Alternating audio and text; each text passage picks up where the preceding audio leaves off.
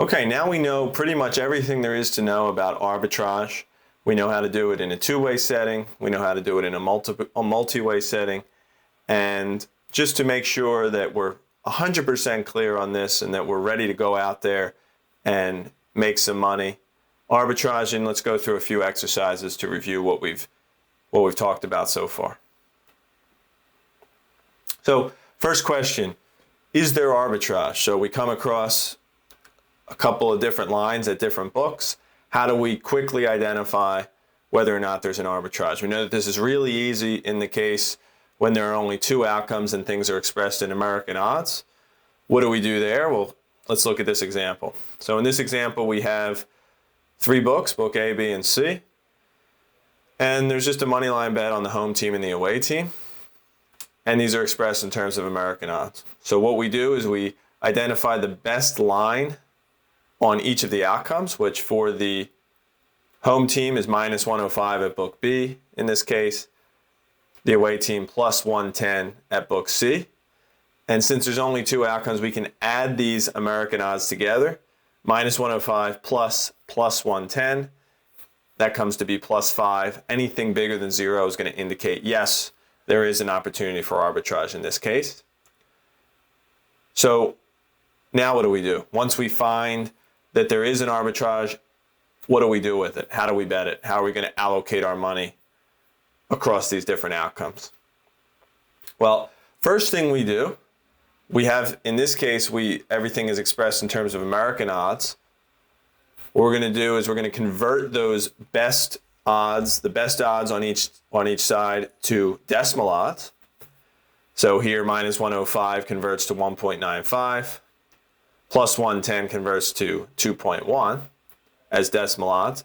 And in doing that conversion, the reason we do the conversion to decimal odds is because we want to then calculate what are the break-even probabilities determined by the odds that were being offered, 1.95, and we compute the break-even probability as 1 divided by the decimal odds. So the break-even probability for a minus 105 bet is 1 divided by its corresponding decimal odds. 1 divided by 1.95 is 51.3%.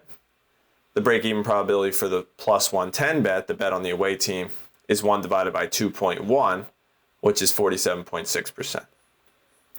And then we compute what fraction of our stake are we going to allocate to the bet on the home team at book B, and what fraction the bet on the away team at book C. Okay, so if we want to bet $100, we're going to divvy that up among these two bets. If we want to bet $1,000, $10,000, whatever it is, same principle applies. And the way we compute these bet fractions is we take the break-even probability and we divide it by the sum of all of the break-even probabilities to get the optimal betting fraction. We've talked about how we can actually allocate these fractions a little bit differently if we want or if we need to. But for this example, this is the optimal fraction, and this is what we'll talk about here. Or this is what we'll assume in this case, in this particular example. And if we were to do that, if we were to bet a total stake of $100 based on these fractions, that means betting $51.85 on the home team at book B, $48.15 on the away team at book C. And if we do this, we guarantee a profit of $1.11, a 1.11% arbitrage. Okay. So that's the steps that we take in this example. Let's do one more example. We're looking at 4 different books, and now we have a multi-way outcome. It's a soccer match, home, away, or draw. And these are the different odds being offered at the 4 different books. Okay. So again, what is the step here? How do we identify arbitrage in this case? It's not enough to just sum up the American odds and see if there's a positive number. We have to go through the conversion to break-even probabilities. So our first step is we identify the best odds, okay? And we can do that no matter what the odds format is because we just pick on each outcome what is the one that pays out the highest.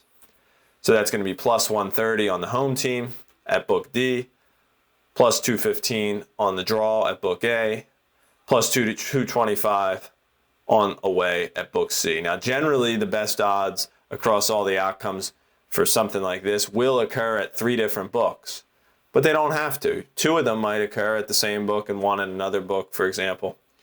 But in a lot of cases, it's going to be that we're going to be spreading out across multiple different books. So we've identified the best odds. Let's convert them to decimal odds. We do the conversion to decimal odds, again, for the purpose of making the calculation of what the break-even probabilities are. So these are the break-even probabilities, highlighted in blue here. Those are the break-even probabilities for the best combination of bets that we can make. This is going to be the combination with the lowest possible synthetic VIG. And then we sum up the break-even probabilities to determine, is there an arbitrage? And we know there's 3 equivalent conditions for whether or not there's an arbitrage. We add up the break-even probabilities. If they're less than 100%, there's an arbitrage. Or we compute the synthetic overround.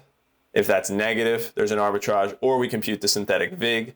If that's negative, there's arbitrage. In this case, the sum of the break-even probabilities, 43.5% plus 31.7% plus 30.8%, that adds up to 104%. That's bigger than 100%. That's not an arbitrage. The synthetic overround, 104% minus 100%, that's 4% positive, not arbitrage. And similarly, the VIG calculates the 3.8%, which is not arbitrage.